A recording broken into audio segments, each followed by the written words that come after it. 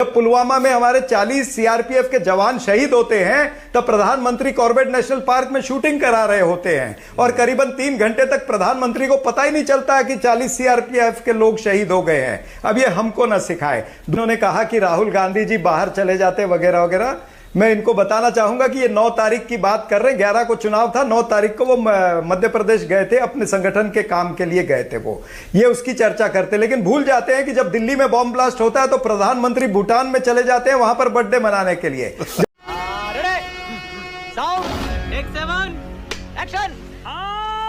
सापरा जी आपसे शुरू कर रहा हूं। सापरा जी, जो संदीप दीक्षित कह रहे हैं, क्या विचार चल रहा है? कुछ आधिकारिक तौर पर आप बता सकते हैं महाभियोग के बारे में?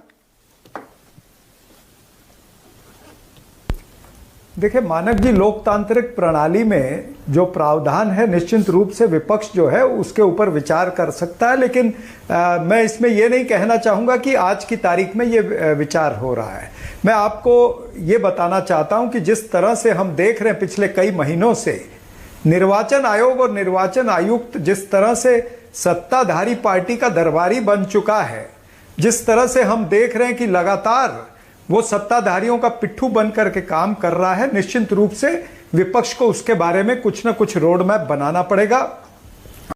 बात तो सही है। आपने देखा है जिन जिन राज्यों में ये एसआईआर की प्रक्रिया शुरू हुई है उन राज्यों के अंदर हमारी पार्टी के सभी नेता सड़कों पर भी उतरे हैं और हम चाहते हैं कि एसआईआर की प्रक्रिया जो है वो निष्पक्ष तरीके से हो। हम एसआईआर के खिलाफ नहीं है, लेकिन कहना इतना ही है कि एसआईआर की प्रक्रिया के लिए पर्याप्त समय चाहिए। ये बड़ी व्यापक प्रक्रिया है, इसमें 2-3 साल लगते हैं। 2-3 साल का काम अगर निर्वाचन आयुक्त और निर्वाचन आयोग अगर 2 महीने में या 1 महीने में या 3 महीने में करना चाहे तो निश्चित रूप से सिस्टम पर प्रेशर पड़ता है और उसमें गलतियां भी बहुत सारी होंगी। अभी हम देख ही रहे हैं कि बीएलओ जो है वो आत्महत्या भी हो रही है। केरल में आत्महत्या हुई है, पश्चिम बंगाल में आत्महत्या हुई है, मध्य प्रदेश में हुई है, राजस्थान में हुई है। तो ये जो एक प्रेशर बीएलओ पर भी क्रिएट होता है और फिर दस्तावेज जमा करना कोई आसान नहीं है। गरीब लोगों के लिए, जो मजदूर है, जो किसान है, जो प्रवासी मजदूर है, बेशर्मो शर्म करो शर्म, उनके लिए सारी चीजें आसान नहीं है। तो ये बहुत सारी चीजें इसमें होती है, व्यापक एक प्रक्रिया है, उसको निर्वाचन आयोग ने जल्दबाजी में क्यों करना चाहिए, यही हमारा प्रश्न चिन्ह है। और निर्वाचन आयोग और निर्वाचन आयुक्त ऐसा है। हाँ, ये सारे मुद्दे आप लगातार उठा रहे हैं, इसमें कोई दिक्कत नहीं है और आपका हक है, आप उठाइए। लेकिन ये रामलीला मैदान की रैली, 12 राज्यों में सड़कों पर आप उतरेंगे, अरे जो सुप्रीम कोर्ट में चल रहा है भाई, संसद में आप ला सकते हैं महाभियोग, तो ये 12 राज्यों में जहां एसआईआर चल रहा है वहां सड़कों पर क्यों उतर रहे हैं?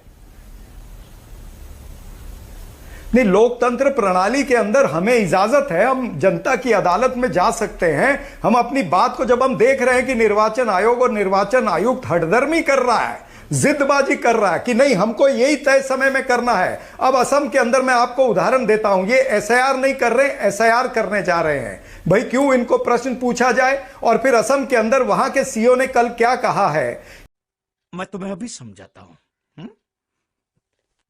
कि चुनाव से 2 दिन पहले तक जो लोग बाहर से आकर के आसाम में वोट रजिस्टर करेंगे उनको वोट का अधिकार दिया जाएगा। भाई ये क्यों?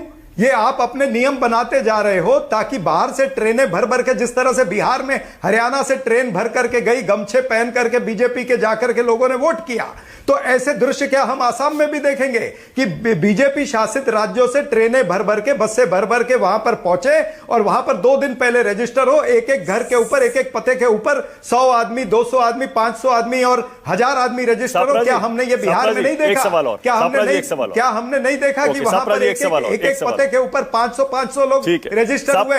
ये क्यों हो रहे? ये एसआईआर के बाद ही हो रहे ना। एक सवाल और सापरा जी, ये इंडिया गठबंधन के कितने घटक दल हैं आपके सहयोगी जो आपके साथ हैं इसमें महाभियोग में, और रामलीला मैदान में कितने घटक दल आएंगे? आरजेडी ने तो ऐसा लगता है खुद को अलग कर लिया। वोट चोरी आप करते रह गए, आरजेडी का रुख आपने देख ही लिया। एसआईआर प्रक्रिया बिहार में पूरी होने के बाद कुछ बोल ही नहीं रहे, वो तो थोड़ा कभी कुछ बोलते हैं, लेकिन उसके बाद उनका वो स्टैंड वो नहीं है जो आपका है। वाह बेटा, लगता है तुम गू खा के ही मानोगे। नहीं, मीडिया को अटकलें लगाने का अधिकार है, भारतीय जनता पार्टी को अपना प्रोपेगेंडा चलाने का अधिकार है, आप उसके प्रोपेगेंडा में मत फंसिए। इंडिया गठबंधन और कांग्रेस पार्टी के जो वरिष्ठ नेतागण हैं, हमारा जो केंद्रीय नेतृत्व है, वो पूरी जवाबदारी से काम करेगा। आने वाले समय के अंदर 1 दिसंबर को आपको पता चलेगा कि वहां पर क्या स्वरूप होगा उस रैली का और क्या मैसेज उस रैली से जाएगा, उसकी अटकलें अगर आज लगा करके हम बात करेंगे तो मेरे ख्याल से उचित नहीं होगा। 1 दिसंबर को हम तो जगजाहिर कर रहे हैं ना, हम कोई छुप के थोड़ी काम कर रहे हैं, हम कोई एसआईआर थोड़ी कर रहे हैं, हम निर्वाचन आयुक्त के जैसे थोड़ी काम कर रहे हैं। इसीलिए मैंने आपसे पूछा ना, एक सेकंड सापरा जी, नहीं मैंने इसीलिए पूछा आपसे, आप छुप के नहीं कर रहे, इसीलिए मैंने पूछा कि रामलीला मैदान में सिर्फ कांग्रेस के नेता होंगे या इंडिया गठबंधन के नेता भी होंगे, और ये महाभियोग पर कौन कौन से घटक दल का सहयोग आपको मिल रहा है? नहीं, महाअभियोग अभी तय नहीं हुआ है, ये तो आपने कहां से एक स्टेटमेंट ले लिया है हमारे नेतागण का और उसी के ऊपर आप चर्चा करना चाहते हैं।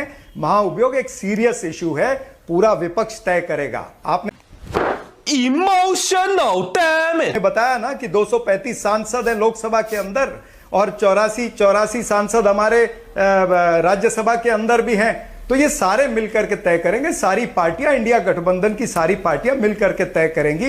वो कोई आज तय होने वाला नहीं है, जब तय होगा हम आपको बता देंगे, मीडिया को बता देंगे। ओके जफर इस्लाम, पर अटकलों पर चर्चा करने से कोई मतलब नहीं है। ओके देखिए, पहले तो इन्होंने जो 2 कटाक्ष किए उस पर मैं उत्तर दे दूं। जो इन्होंने कहा कि राहुल गांधी जी बाहर चले जाते वगैरह वगैरह, मैं इनको बताना चाहूंगा कि ये 9 तारीख की बात कर रहे हैं, 11 को चुनाव था, 9 तारीख को वो मध्य प्रदेश गए थे, अपने संगठन के काम के लिए गए थे, वो ये उसकी चर्चा करते, लेकिन भूल जाते हैं कि जब दिल्ली में बॉम्ब ब्लास्ट होता है तो प्रधानमंत्री भूटान में चले जाते हैं वहां पर बर्थडे मनाने के लिए।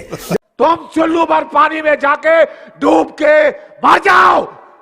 जब पुलवामा में हमारे 40 सीआरपीएफ के जवान शहीद होते हैं तब प्रधानमंत्री कॉर्बेट नेशनल पार्क में शूटिंग करा रहे होते हैं और करीबन 3 घंटे तक प्रधानमंत्री को पता ही नहीं चलता है कि 40 सीआरपीएफ के लोग शहीद हो गए हैं। अब ये हमको ना सिखाए। दूसरी बात ये है और साफ बात है कि अगर निर्वाचन आयोग ये एसआईआर जो करता है, ये जो एसआईआर है, अब व्याकुल मत होइए ना, मैंने आपको टोका नहीं था, मैंने आपको टोका नहीं था, शांत रहो। अरे भाई, मैंने टोका नहीं था ना, मेरी बात तो हो जाने दो, मेरी बात हो जाने दो, अब परेशान क्यों हो रहे हो? एक सेकंड, सापरा जी 1 सेकंड रुकिएगा, सापरा जी 1 सेकंड रुकिएगा, 1 सेकंड सापरा जी 1 सेकंड, मेरे पास एक ब्रेकिंग न्यूज आ रही है, मेरे पास एक ब्रेकिंग न्यूज आ रही है। अब जरा किशोर तिवारी एक कमेंट आप करिएगा, उसके बाद आगे भी जा रहा हूं। 1 मिनट, मैं पूरा कर लूं, 1 मिनट। अच्छा बोलिए, जल्दी से बोलिए सापरा जी, 10 सेकंड में जल्दी से बोलिए। नहीं, मैं 10 सेकंड में कहना चाहता हूं कि अगर अमेरिका क्यों गए थे इलेक्शन के बीच में, जरा पूछिए। वो एसआईआर की कॉन्स्टिट्यूशनल पोजीशन, परेशान मत हो, बात तो सुन लो, जवाब देना पड़ेगा। अरे बात अमेरिका, एसआईआर जो है स्पेशल इंटेंसिव रिवीजन नहीं है, स्पेशल इंटेंसिव रिगिंग हो रही है। जब स्पेशल इंटेंसिव रिगिंग होगी, जब वोट चोरी इंस्टीट्यूशनलाइज होगी, जब अंपायर जो है बीजेपी का गोलकीपर बनकर के खड़ा होगा, तब निश्चित रूप से विपक्ष अपनी आवाज उठाएगा और लोकतंत्र। ठीक है, ओके किशोर तिवारी आप दिखाएंगे, आप ये करेंगे, आप वो करेंगे, ये करेंगे, वो करेंगे। अच्छा जफर भाई सुनिए ना, अरे मजा आ रहा है, किशोर जी बढ़िया बोलते हैं, सुनिए ना जरा। हाँ किशोर जी बोलिए यार। हाँ बोलिए। देखिए, जफर इस्लाम दुनिया में जाना माना बैंकर है। 1 मिनट जफर मेरी बात सुनो। दुनिया में जाना माना बैंकर है और जफर इस्लाम यह भारत के बाहर रहता, अपने बीजेपी के बाहर रहता तो बहुत बड़ा जाना माना अर्थशास्त्री गिना जाता, लेकिन ये फजूल लोगों के साथ तुम फंसे हो। हाँ, यहाँ पर मुसलमानों को सेकेंडरी ट्रीटमेंट देते हैं, यहाँ तुमको सेकेंडरी ट्रीटमेंट मिलेंगी। तुम कितनी भी चापलूसी करो, कितना भी मोदी को अच्छा बोलो, अब तुम्हारा कुछ जमने वाला नहीं है। हाँ, आपको बोलेंगे कि मंगलसूत्र ले जाते हो, हमारी भैंस ले जाएंगे, अरे भाई हमारी टोपी ले जाएंगे। बोलो। अच्छा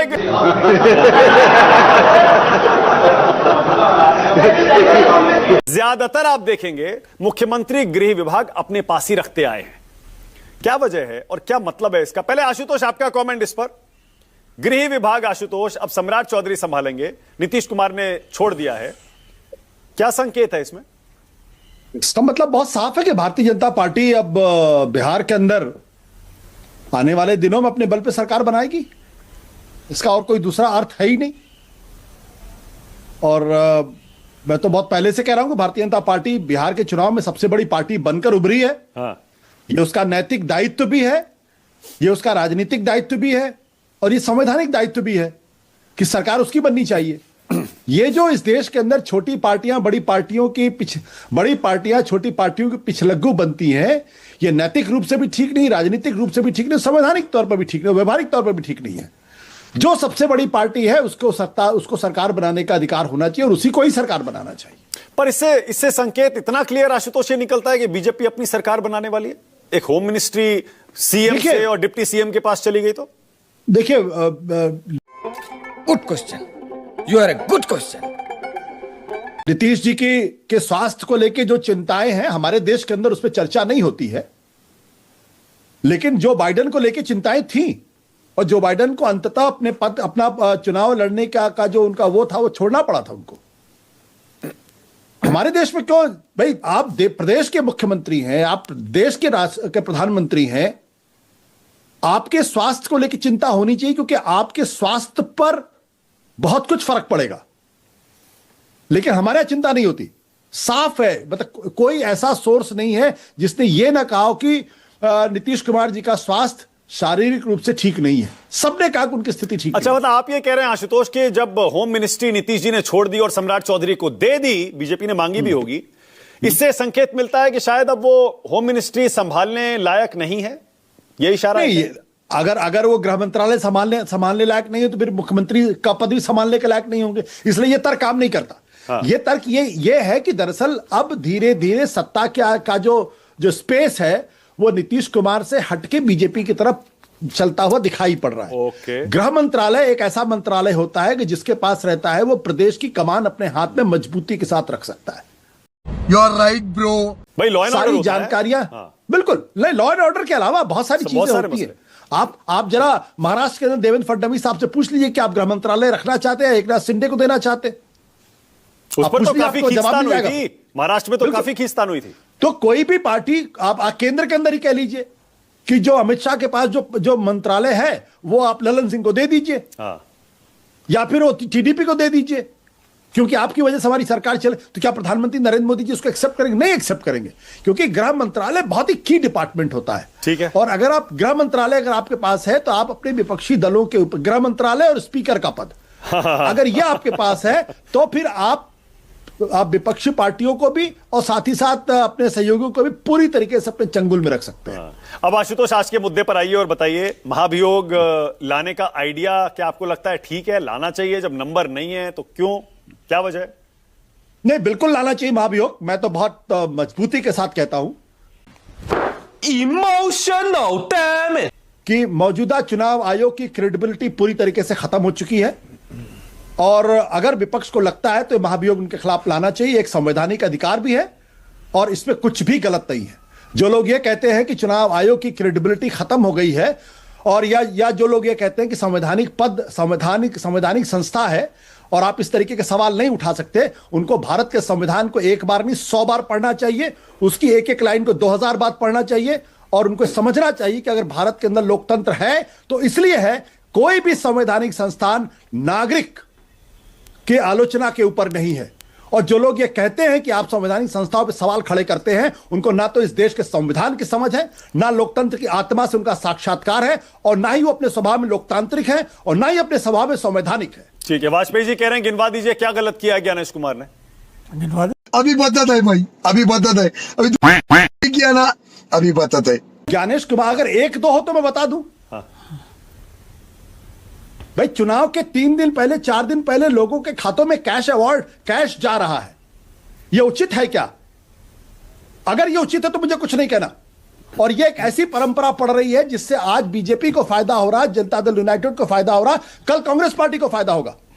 यह जो चुनाव के 2 दिन पहले जो लोगों के खातों में कैश जा रहा है, यह देश के माथे पर इतना बड़ा कलंक है, इतना बड़ा अभिशाप है कि यह देश को लेकर डूब जाएगा। क्योंकि इस देश के अंदर आप मुफ्तखोरी की आदत लगा रहे हैं, भारत की अर्थव्यवस्था को चौपट करने का काम कर रहे हैं और भारत के लोकतंत्र में करप्शन को इंस्टीट्यूशनलाइज कर रहे हैं। पहले चुनाव के पहले आप क्या करते थे कि आप शराब बांटी जाती थी, मुर्गे बांटे जाते थे, पैसे दिए जाते थे। आज उसको इंस्टीट्यूशनलाइज तरीके से आप बांट रहे हैं। हाँ भाई, कैसी लगी? आगे स्वाद खत्म। Bye bye, tata, good bye, गया।